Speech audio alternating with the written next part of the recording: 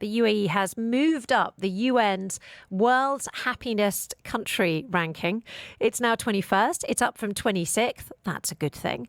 Finland, they're always coming top. They came top for the 7th consecutive year. Still no idea why Finland's such a happy country.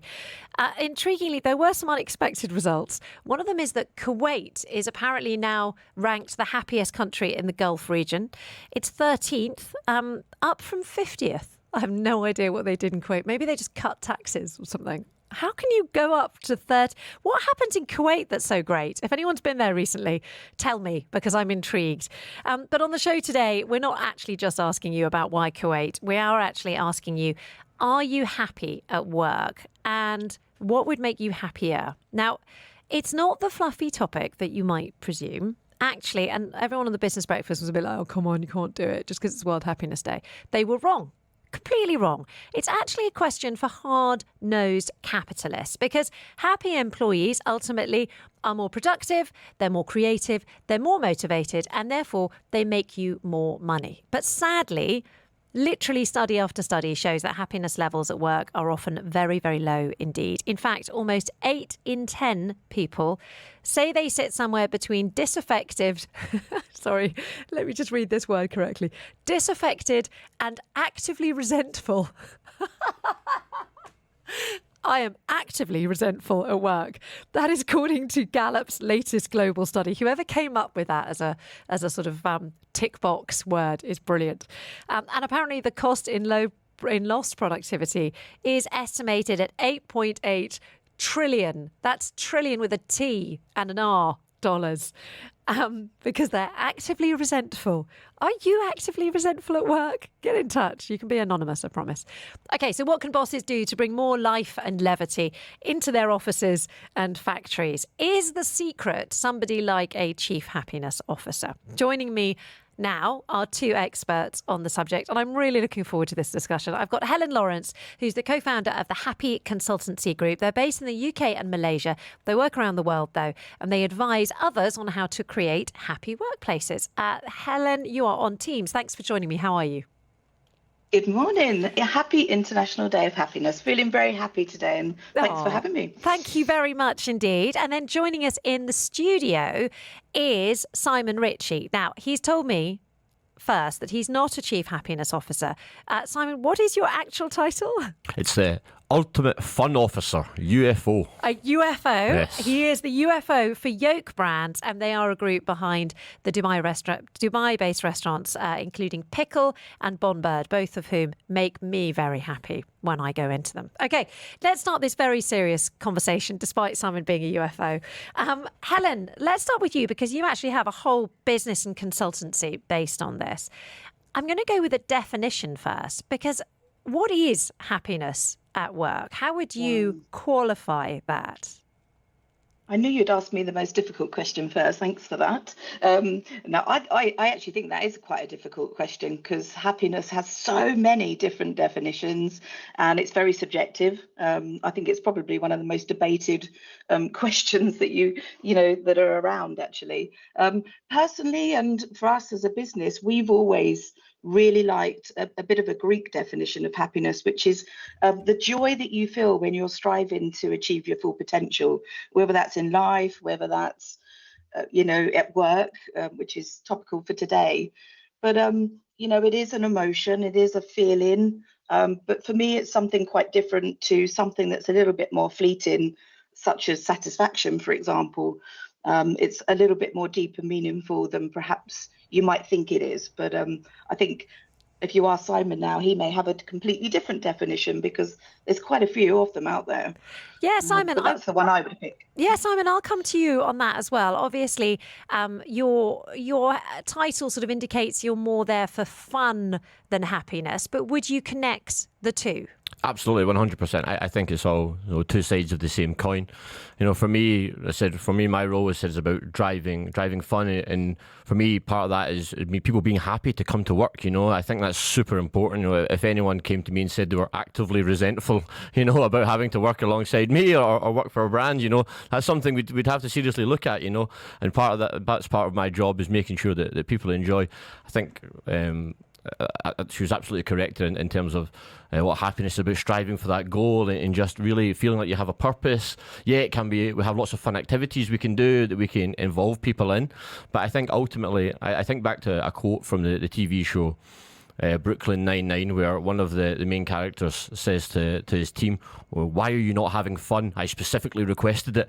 And it's this point that you can't make people have fun. You know, you have to just breed a culture and an environment where people are happy to be there, where people feel like they can make their own fun and can enjoy themselves while they're there, which I think comes back to happiness and comes back to having that happier workforce. You mentioned a few stats about how it's proven that a happier workforce are more motivated, they do better for you, they'll make you more money, they're more creative, and I 100% fully agree with that, which is why I have the title I have and why we try to kind of breed that happiness throughout Yolk Brands. It's very cool that we've got a suitable case study right here in the UAE, because although we've had a minister of happiness here in the UAE, and I know that is one of the stated aims of the government, I think maybe in corporate workplaces it's less easy to achieve. So Helen, it's not just a ping pong table then or bean bags. How are companies taking this seriously?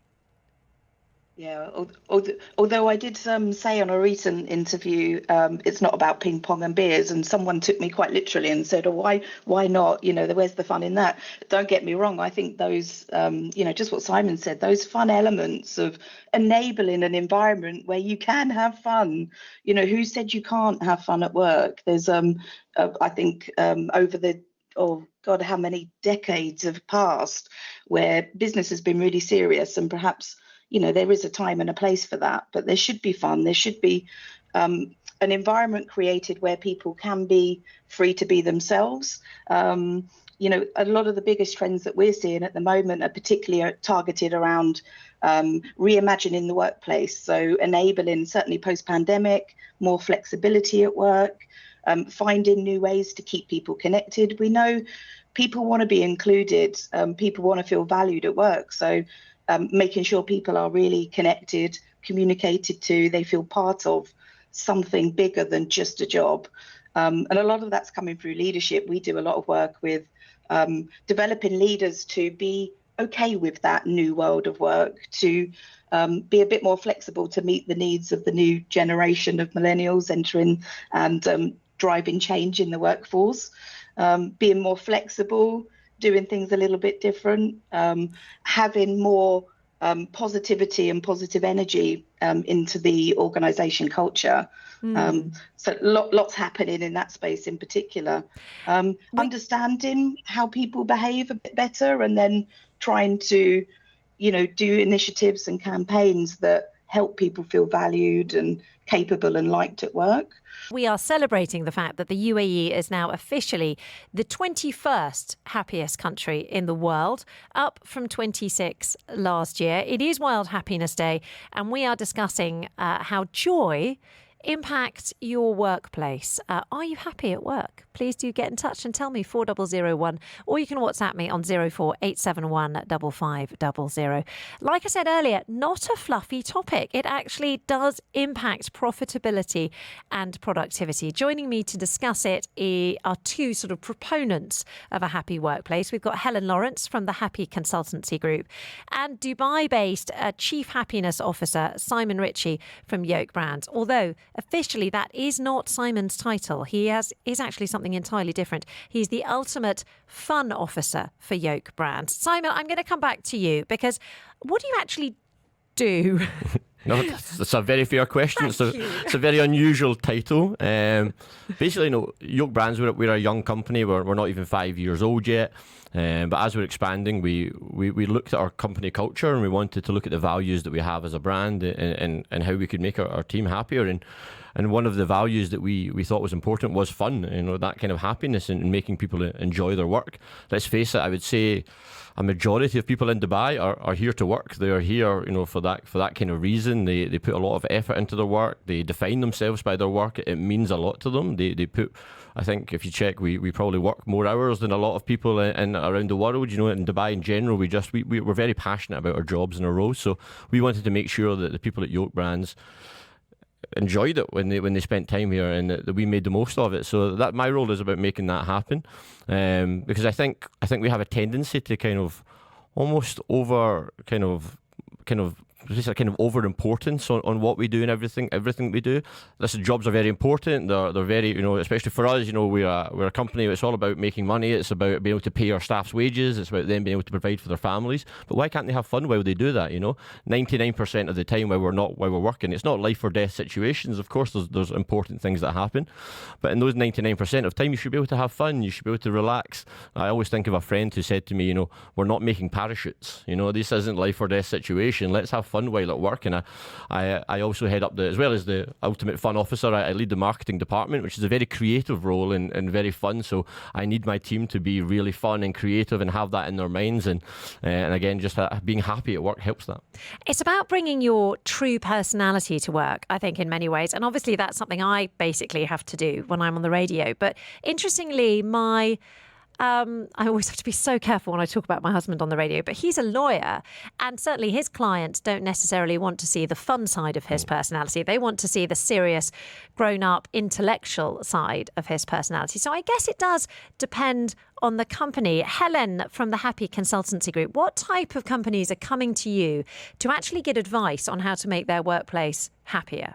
Yeah, that's an interesting point you make there, because, some industries typically are perhaps shied away from businesses like ours. They get quite scared at the mention of the word happy.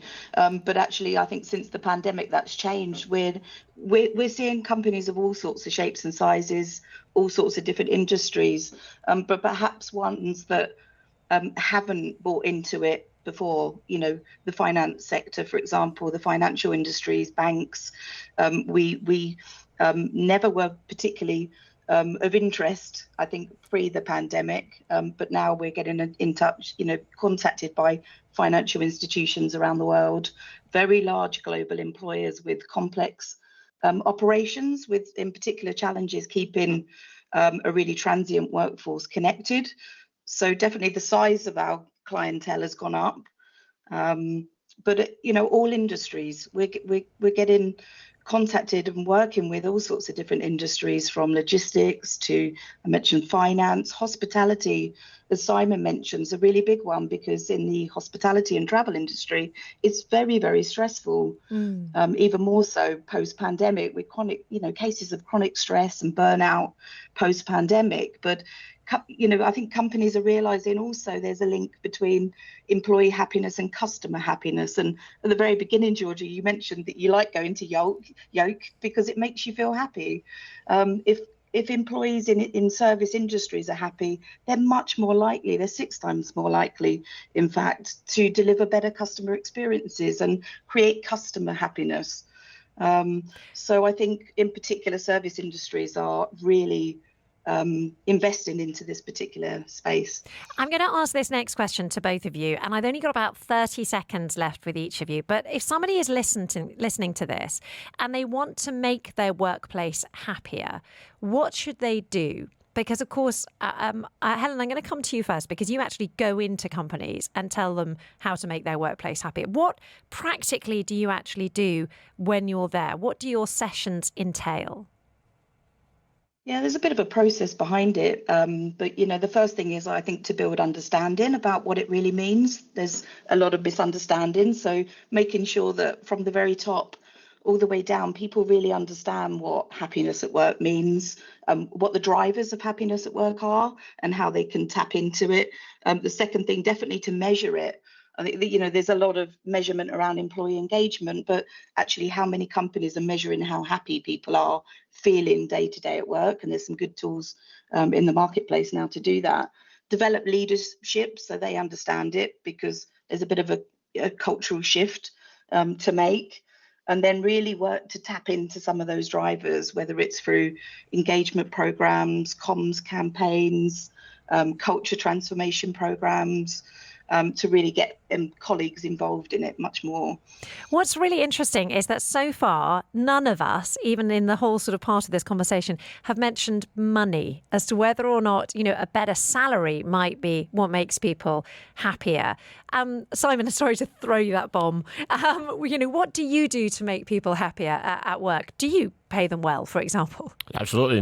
That's why people work. That's why people are employed. That's why they come in every day. So of course that's super important, but I think that only goes so far. I think you could pay someone all the money in the world, but if they're not enjoying it, if they don't have a stress-free environment, if they don't feel like they have the opportunity to have fun, if they don't feel like they have an environment where they're comfortable and safe and they can express themselves in the way they want, then it doesn't matter how much you pay them, they're not going to be happy. So I think part of it, everything Helen says is absolutely accurate, and I think on top of that, for us, it's about creating that space, whether it's an actual physical space. We have a snug in our office which is full of comfy chairs and a library. People can go relax. They're never going to get questioned, or if they're in there for an hour or two reading a book, that's absolutely fine. If that's what they want to do to relax, enjoy themselves a bit, we think that's vital. So I think it's all about creating that space. Really interesting to hear from both of you. A really fascinating conversation, and it's great to get you both on. One person all the way over in England, and then of course Simon here in the studio. But Helen Lawrence, co-founder of the Happy Consultancy Group, and Simon Ritchie, ultimate fun officer for Yolk Brands. Thank you to both of you for your time. We'd definitely get you on again. That was a really lovely discussion. Dubai Eye 103.8. Join the conversation.